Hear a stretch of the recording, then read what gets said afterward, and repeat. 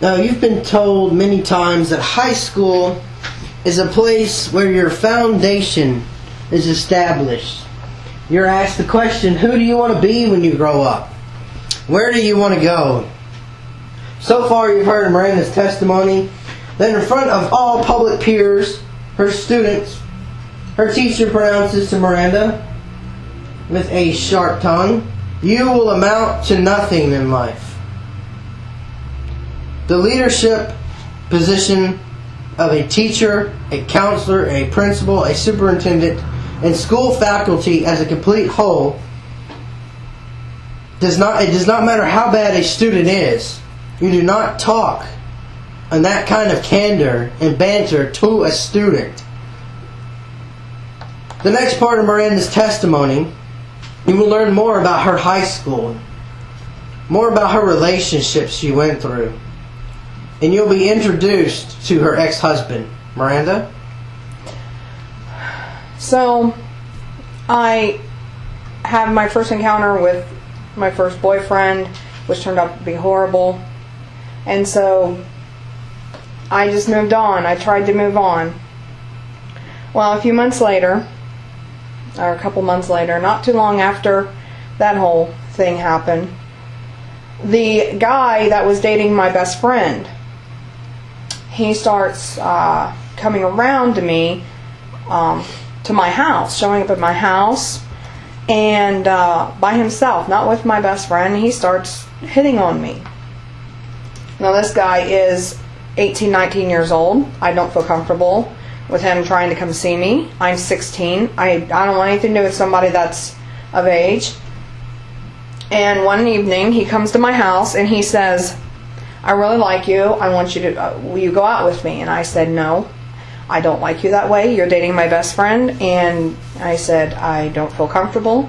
I said, "I really don't like you that way." And, to be honest, this man was, he was a very dirty person. He smelled very badly.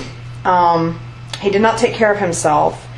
And I was seriously just nice to him. I was around him because he was with my friend. If I had no other connection with this man, I would not have had anything to do with him. I didn't feel comfortable around him. There was just something not right with him. And and so I told him no. I said, "I don't like you this way." I was just very polite. And then he left. He attended the church I was going to at the time where I was playing drums. And after I told him no, he starts acting very strange.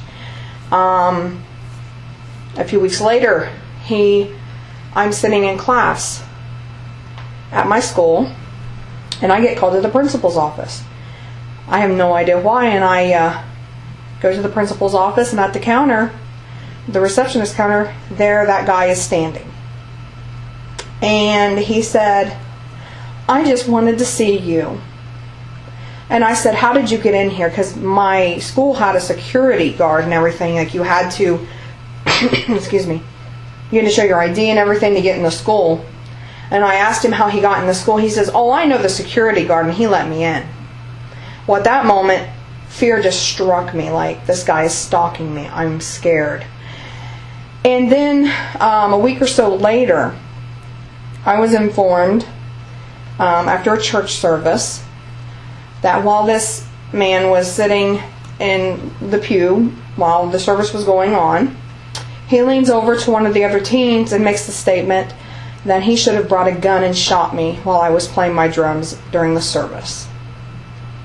When this was brought to my attention, and the fact that he got into my school and was able to get through the security, my mother immediately called the police and had a police officer come to my school. The school was informed of the statement this man had made, and the fact that he knew how to get into the school and he had threatened bodily harm to me. So at that point, we had to put a restraining order against him. And I slept with a knife under my pillow because this man, obviously, he knew where I live. And I was scared to death that he was going to kill me. A restraining order is just a piece of paper saying you just have to stay away from them. But it doesn't give you a guard standing outside your house, keeping them from harming you. So, I'm 16 years old, and this is happening to me.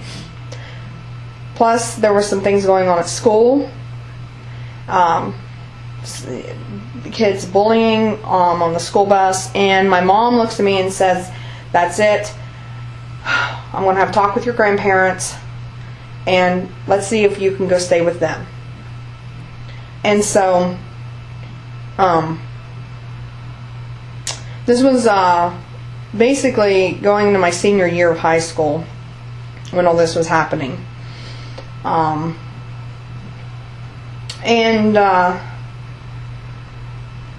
So I'm a senior in high school. I'm being threatened. My life is being threatened by this guy.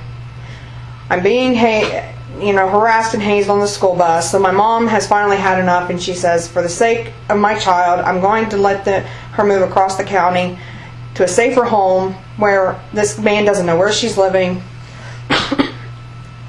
and she can go to school in peace. So I went and lived with my grandparents, and this was fall into winter of 1998. So I move over to my grandparents' house, and I'm going to school, but I'm really traumatized and everything from being stalked. I'm still scared that he's going to find me and he's going to do me harm. He's threatened it. And so in the Christmas and the New Year of 1999, I had a mental breakdown. I'm a senior in high school. I'm trying to graduate, trying to pass the high school proficiency test so I can graduate. I'm trying to get everything in line, and everything hits the fan, and I have a mental breakdown.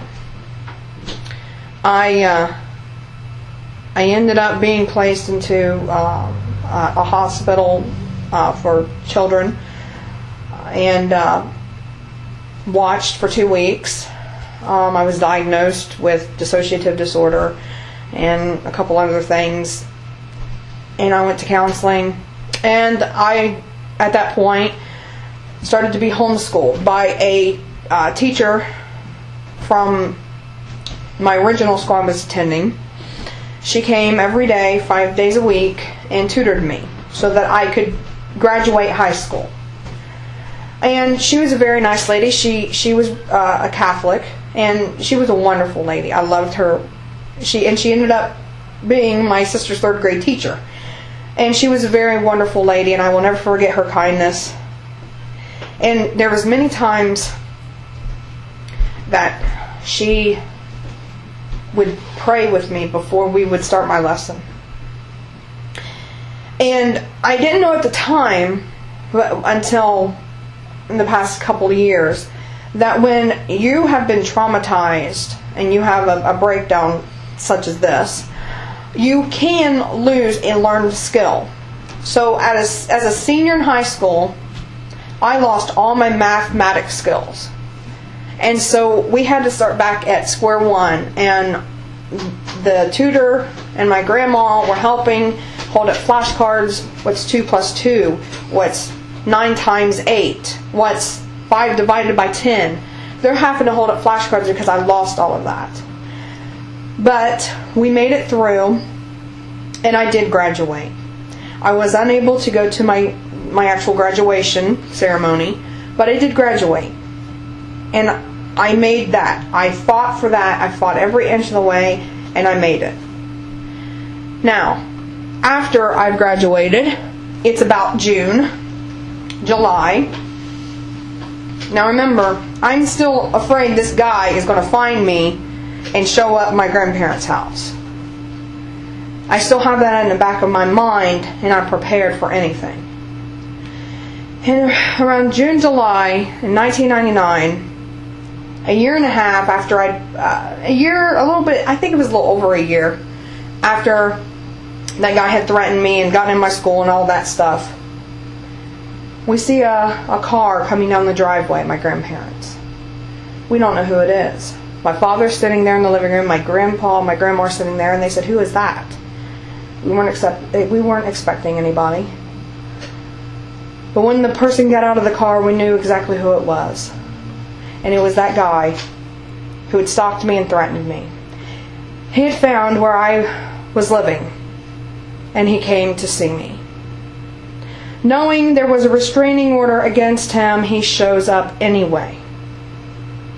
He comes and knocks on the door, and my father, honest to goodness, was ready to grab a gun and shoot him in the head.